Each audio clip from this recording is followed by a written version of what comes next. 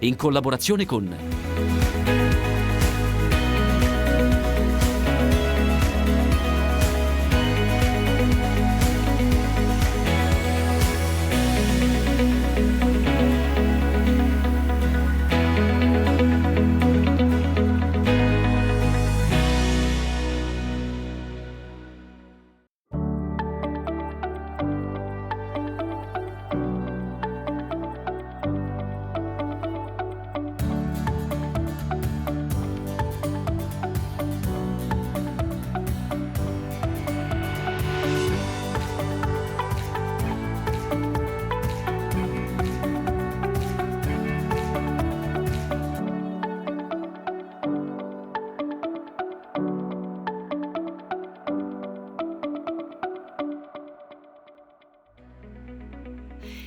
Una puntata completamente montanara, dagli Appennini alle Alpi, da Sestola alla Valmone, al Selle e al Sassolungo, tra passeggiate, trekking, castelli e chiese, e poi la Fienagione che alimenterà d'inverno le mandrie oggi al pascolo. Poi una fuga verso il Tirreno alla scoperta di una Versiglia non solo mare, tra suggestioni, aromi e città d'arte.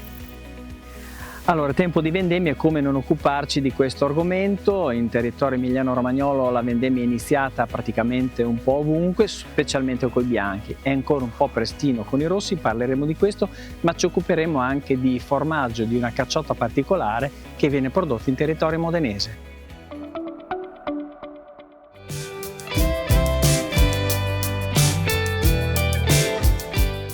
Oggi vi porto a Pietrasanta, città importantissima della Versiglia, importante perché è attraversata dalla via Francigena, ma anche per la lavorazione del marmo, e oggi è davvero un intero museo a cielo aperto. Pietrasanta è la città più importante della Versiglia, sottoregione costiera della provincia di Lucca e capoluogo della lavorazione artistica del marmo ma anche del bronzo. Città di origine medievale, importante anche dal punto di vista religioso, essendo sulla via Francigena, ha ereditato dal Medioevo l'impianto urbanistico, le fortificazioni con la Rocca, la cattedrale di San Martino, ex convento di Sant'Agostino, il palazzo pretorio e tanti palazzi racchiusi nel centro storico. Sin dall'antichità è stata legata alla lavorazione del bronzo e del marmo, che si estrae dalle vicine Alpi Apuane ed era utilizzato anche da Michelangelo per i suoi capolavori. Oggi Pietrasanta è veramente un museo a cielo aperto. Oltre alle numerose botteghe d'arte o pinacoteche, si possono ammirare anche nelle sue vie, nelle sue piazze, le opere che famosi autori moderni come Mitorai e Botero, Miro e Pomodoro hanno donato alla città. Sono tanti anche gli artisti che hanno scelto Pietrasanta come residenza, tra questi appunto Fernando Botero, famoso in tutto il mondo per le sue opere che raffigurano personaggi un po' formosi. Pittore e scultore colombiano, si è innamorato di Pietrasanta negli anni 70, tanto che nel 2001 è stato nominato cittadino onorario. L'artista del resto potrebbe avere antiche origini italiane, perché nel lontano 1780 i fratelli Giuseppe e Paolo Botero dal porto di Genova partirono per Medellin.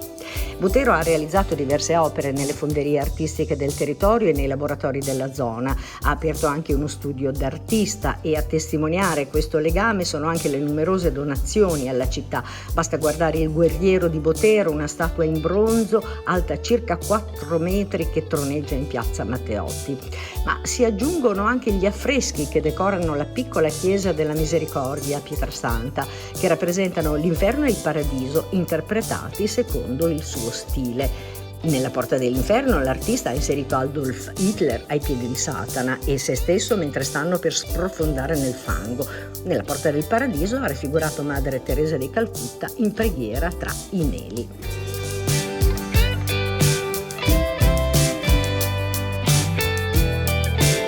Qui si mangia bene ovunque, dalla cucina di terra a quella di mare, in antichi casali o frantoi e mulini restaurati, tra le vecchie mole e il rumore del ruscello, dove si assapora tutto il gusto rustico della cucina toscana, a partire dai tordelli accompagnati da ottime selezioni di vini.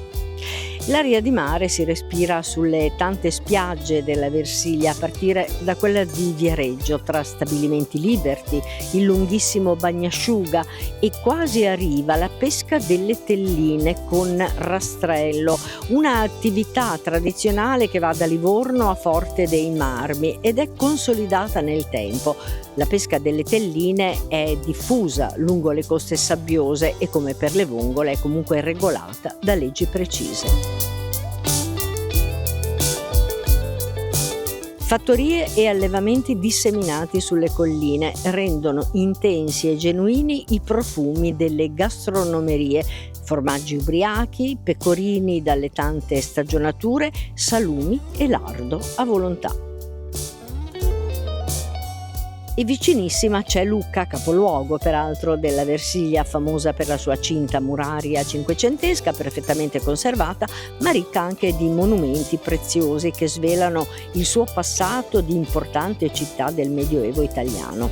Il Duomo di San Martino, la piazza dell'Anfiteatro, le torri, da quella delle Ore alla Torre Guinigi dei primi del Trecento, bellissimo esempio di architettura romanico-gotica che porta sulla sommità, a 45 metri e dopo 230 gradini, un giardino pensile dove sono stati impiantati grossi lecci ormai secolari. Pare che uno di questi alberi sia stato piantato da Paolo Guinigi in persona e una leggenda narra che quando fu imprigionato da Francesco Sforza il leccio ne preannunciò la morte perdendo tutte le foglie. Vicino c'è anche Pistoia col suo cuore storico rappresentato da Piazza del Duomo, una delle più belle piazze d'Italia, dominata dalla torre campanaria costruita a partire da un'antica torre longobarda, la cattedrale di San Zeno in stile romanico pistoiese del 1000 d.C. col portico quattrocentesco. Al suo interno l'altare argenteo di San Jacopo, mirabile opera di oreficeria. E proprio accanto alla cattedrale si trova l'antico Palazzo dei Vescovi, un tempo residenza del vescovo di Pistoia, e in posizione defilata, relativamente nascosta, il battistero di San Giovanni, prezioso edificio gotico costruito alla metà del XIV secolo sui resti di una più antica chiesa.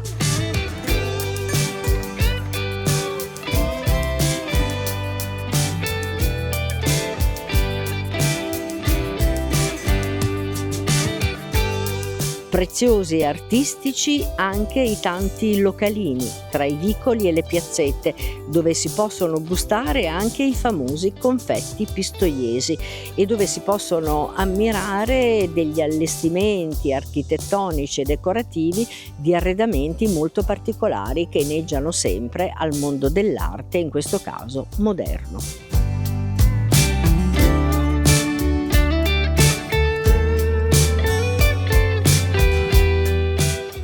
Di Camaiore, ai piedi delle Alpi Apuane, un borgo particolarissimo non solo perché si respira veramente un'aria antica tra le sue piccole viuzze, ma soprattutto perché è la città dei graffiti, o meglio il paese dei graffiti.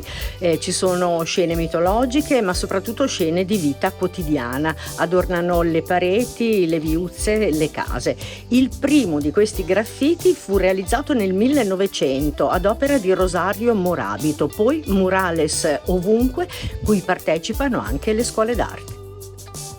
In quegli anni l'artista, in giro per l'Italia per realizzare sculture in bronzo, si trasferì a Camaiore e si innamorò letteralmente del piccolo borgo.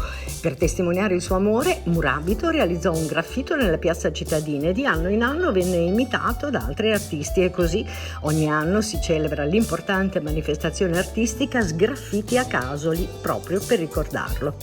Negli ultimi tempi sono sempre di più anche gli stranieri che decidono di affittare una casa a Casoli di Camaiore nel periodo estivo, trasferirsi qui, oltre a quelli che visitano il borgo a circa 400 metri sul livello del mare, nel territorio bagnato dal torrente Lombricese. Una zona che era molto importante fin dall'antichità per gli scambi commerciali. Da qua infatti passava la via Longobarda che collegava la Versilia con la Garfagnana fino ad arrivare ai territori della Lombardia. Si raggiunge in meno di un quarto d'ora dal centro storico di Camaiore, lungo una via che si inerpica sulle vicine colline. Un fascino antico coi suoi vicoli, il campanile, le montagne vicine, la calma, l'assenza di rumori. Il tempo sembra essersi fermato e dalla terrazza panoramica ci si perde con lo sguardo fino ad arrivare al mare.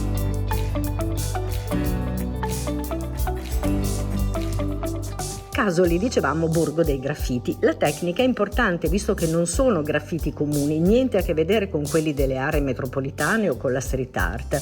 Vengono realizzati seguendo un iter ben specifico. Si prepara il muro con una prima gettata di sabbiolino alla quale si aggiunge calce colorata. Su questa base si appoggia un calco del disegno che viene bucherellato. Lungo tutti questi piccoli buchi si passa una spugna e si mette la polvere di metallo in precedenza preparata. Il graffito viene successivamente completato con pennello e scalpellino, una tecnica che rende unici questi graffiti proprio perché si parla di sgraffiti, si sovrappongono cioè più strati di intonaco di colore diverso e con strumenti metallici si incide scoprendo lo strato sottostante. A differenza dell'affresco non si dipinge ma si disegna tramite incisione a fresco. Il borgo di Casoli è un labirinto di stradine, salite e discese, costellate da oltre 120 di questi graffiti che decorano piazze, balconi, murate, ritraendo miti, personaggi del borgo, antichi mestieri. Ci si immerge insomma nella storia dell'abitato, ma anche nella storia di quell'Italia rurale che spesso si tende a dimenticare. All'entrata si nota subito la scritta Casoli, il paese dei graffiti, affiancata da 2 frecce indicanti direzioni opposte e da una mappa sulla sinistra che ritrae le varie postazioni delle raffigurazioni. La prima freccia a sinistra indica la parte centrale del borgo. Tra l'altro dopo c'è un piccolo bar con terrazza panoramiche e attrezzi antichi. Da qui si raggiunge un suggestivo corridoio di opere scolpite su una murata e ci si inizia ad immergere in luoghi e storie, racconti e conservazioni della memoria, perché tra i tanti volti ritratti troviamo il fornaio, ma anche il cordaio, il falegname del paese, il primo postino di Casoli. Insomma, si conoscono i volti degli artigiani del posto, ma anche scene di vita dal secolo scorso ai giorni nostri, momenti ed eventi più universali, come simboleggia un graffito del 2020 che diventa riconoscimento per tutti coloro che hanno aiutato durante il periodo del Covid.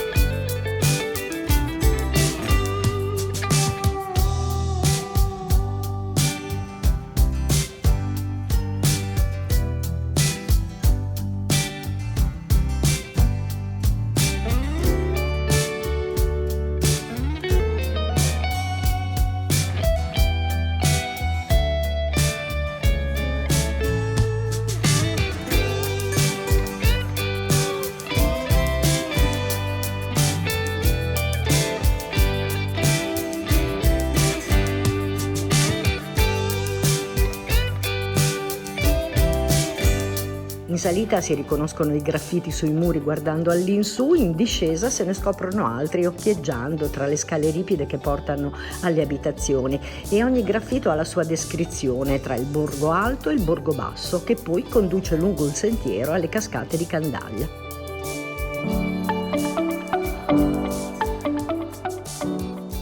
Il corso del torrente lombricese forma pozze e cascate tra le rovine di un vecchio opificio che lavorava il ferro. Ridiscendiamo adesso per raggiungere Massarosa, dove le colline disegnano morbide linee modellate dal secolare lavoro dell'uomo. Per non perdersi tra le stradine strette e tortuose, un punto di riferimento resta sempre l'abbadia di San Pietro a Camaiore, una delle chiese più antiche e imponenti della città, nel passato conosciuta appunto per la via Francigena. Massa Rosa, siamo tra Camaiore e Viareggio, insomma nel cuore della Versilia. Siamo in un'area però molto particolare, si tratta del podere Lovoglio. In effetti uliveti ci sono, tanto che sono state impiantate delle cultivar particolari, ma la caratteristica di questa realtà è di avere creato un percorso di passione, creatività, arte, spiritualità, cultura, socialità e tradizione. Nella terra toscana di Massa Rosa, vicino al lago di Massacciucoli, c'è questo podere con casolare e serre, una bozza, una bilancia, ed è stato ristrutturato il tutto, tanto che oggi ci sono coltivazioni orticole certificate biologiche. Tra gli uliveti e gli agrumeti, dove gli animali vivono in piena armonia con l'uomo, il podere Lovoglio ospita però installazioni e opere d'arte che danno vita ad un sentiero dai rimandi filosofici e spirituali, dal tempio sincretico al giardino di Zarathustra, passando per il viale delle stagioni all'ombra degli obelischi, fino alla pioggia di auguri sotto l'arcobaleno. Un luogo suggestivo e aperto a tutti, non si paga il biglietto, non si chiede permesso, ma occorre rispettare la natura e i suoi capitoli. Lungo il viale delle stagioni alcuni scultori locali hanno interpretato l'evoluzione fino all'arcobaleno, pura energia di carica positiva e di ottimismo. E sempre all'interno del giardino una montagna arrivata al podere con le sue scarpe porta agli ospiti i messaggi del miracolo di Maometto. Se le cose non procedono da sole è meglio intervenire perché avvengano.